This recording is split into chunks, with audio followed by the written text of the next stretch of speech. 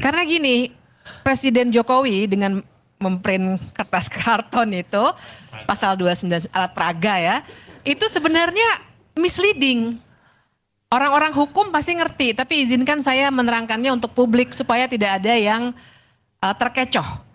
Kan kita semua yang belajar hukum akan paham bahwa membaca undang-undang itu tidak bisa hanya satu pasal, apalagi satu ayat.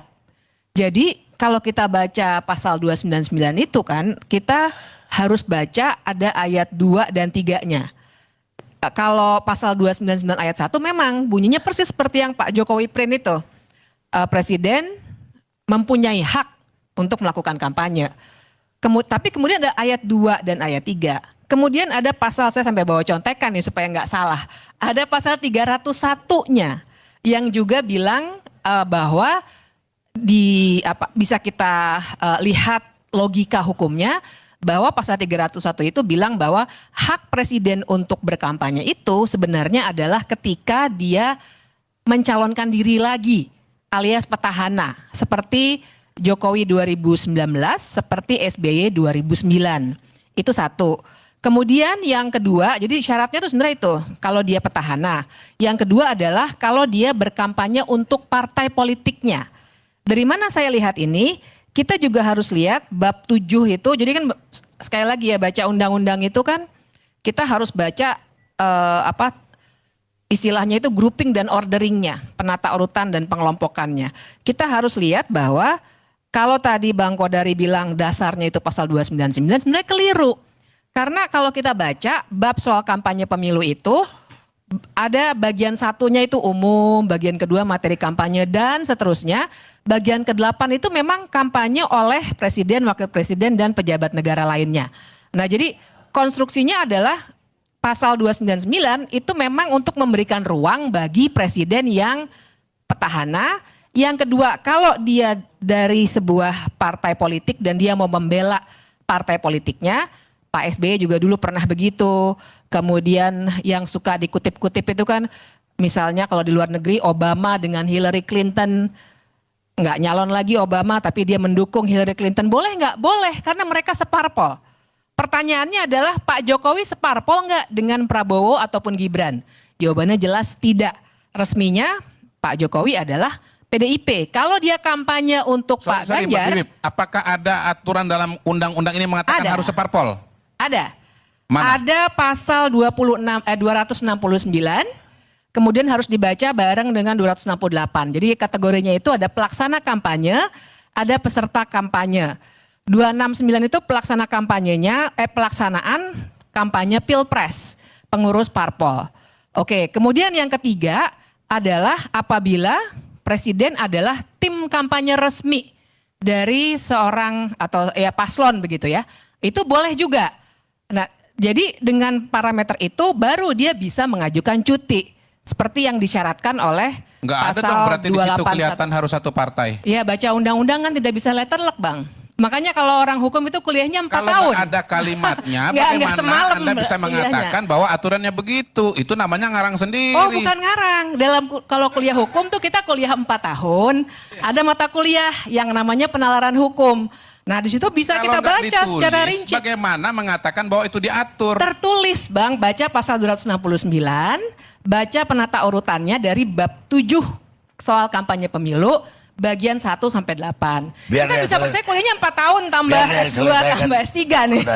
Jadi memang nggak bisa hanya baca teksnya saja. Tapi yang mau saya persoalkan di sini sebenarnya bukan soal berdebat soal teks. Saya kira sudah mungkin lebih dari 10 kali saya berdebat dengan tim dari 02 berdebatnya di soal teks. Tapi saya mau bilang sebenarnya kan kita juga harus lihat tujuan pengaturan itu apa sih? Tujuan pengaturannya adalah untuk memberikan pagar-pagar. Di negara demokratis, yang demokratis ya, manapun di dunia ini, memang nggak boleh kampanye dalam relasi keluarga. Yang diperbolehkan adalah relasi elektoral. Nah, misalnya Pak Jokowi kampanye untuk Pak Ganjar. Itu sebenarnya boleh, sama dengan SBY dulu. Kampanye untuk Demokrat, jadi partainya. Nah itu tadi karena konteksnya adalah pembatasan kekuasaan dan tidak boleh ada politik dinasti. negara demokratis manapun tidak akan mengizinkan ada politik dinasti. Makanya tidak diatur hal seperti itu. Jadi seandainya Pak Jokowi mau mengajukan cuti, menurut saya juga sebenarnya tidak bisa. Tapi pun kalau mau cuti nih, katakanlah kita berdebat lagi nih soal teks pasal, karena biasanya saya diajak berdebatnya di situ Bang Karni. Teks satu kata per kata, katakanlah kita mau berdebat lagi, terus oke, cuti. Tetap saja kita akan punya pertanyaan-pertanyaan yang sifatnya sangat mendasar soal fasilitas apa yang memang benar bisa dipisahkan dari seorang presiden. Karena dalam hukum tata negara yang harus kita lihat adalah jabatan, bukan diri seseorang. Jadi ada hal-hal fasilitas, anggaran, termasuk pengaruh dan kewenangan yang melekat pada jabatan seorang presiden. Dan itu nanti yang tidak bisa dipisahkan. Nah, satu lagi yang ingin saya ingatkan adalah terang saja sekarang publik jadi punya asosiasi macam-macam. Betul memang sih katanya kan Pak Jokowi, saya menjawab pertanyaan wartawan. Oke, setuju. Tapi memang tidak bisa dihindari situasi di mana kita semua warga begitu melihat langsung mengasosiasikan bahwa akan ada dukungan yang akan langsung dinyatakan, terutama dalam kondisi seperti ini ya, di mana agak susah gitu untuk naik di atas 50%. Pada suatu hari nanti, saya sebenarnya cukup meyakini ini, Pak Jokowi akan ikut dalam kampanye, rapat akbar bilang saya mendukung anak saya. Saya cukup meyakini itu akan terjadi pada suatu saat, tapi di luar itu pun yang tadi kita sudah diskusikan sedikit, ada kampanye terselubung yang sebenarnya sudah terjadi.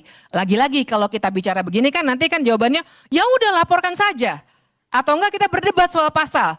Iya tuh Pak Jokowi memang enggak ada kampanye kok, orang lagi-lagi bagi-bagi bansos misalnya begitu. Atau tidak pakai atribut 02 misalnya, kan kita berdebatnya di detail-detail seperti itu. Padahal kan itulah makanya kita bisa bilang kampanye terselubung yang tidak dinyatakan secara jelas sebagai kampanye, karena lagi-lagi kalau buka undang-undangnya memang debatable. Tapi justru loophole itu, kelonggaran-kelonggaran itu yang dalam amatan saya digunakan untuk berkampanye secara terang-terangan. Kita ini kan orang-orang yang punya akal sehat, punya kompas moral ya. Jadi mungkin kita bisa berdebat di teks pasal, berdebat apakah pakai atribut 02 atau tidak. Tapi kan kita bisa melihat, masyarakat biasa yang sebenarnya punya akal sehat ini bisa melihat bahwa ini sih mengkampanyekan anaknya nih. Kalau misalnya dia mengkampanyekan untuk dirinya sendiri dan lain sebagainya, silakan. Yang jadi soal adalah kita dikasih situasi yang memang secara hukum sudah bisa dipertanyakan dari awal kan, bahwa Gibran bisa maju kan juga karena pamannya membuatkan putusan nomor 90. Dan ini bukan kata saya, ini kata Majelis Kehormatan MK yang bilang bahwa memang sudah terjadi tuh pembengkokan hukum secara disengaja. Pamannya bahkan sudah tidak lagi menjadi ketua MK dan sekarang lagi melawan di PT UN. Nah jadi situasi itu yang sebenarnya dari awalnya kita sudah melihat pembengkokan hukum luar biasa. Jadi tak terhindarkan ketika sekarang Pak Jokowi yang dibawa-bawa adalah hukum begitu ya. Lagi-lagi hukum lagi, yang satu MK, yang saat ini teks Undang-Undang 7 2017. Kita langsung mengasosiasikan, waduh ini memanfaatkan hukum lagi. Jadi saya kira pas sekali Indonesia Lawyers Club ini mempersoalkan itu, bagaimana ada lubang-lubang dalam Undang-Undang 7 2017 itu yang memang dimanfaatkan Bang Karni sebagai cara untuk melakukan kampanye tanpa mengaku bahwa memang telah mengkampanyekan anaknya yang sebenarnya tidak boleh dalam nilai-nilai konstitusi kita.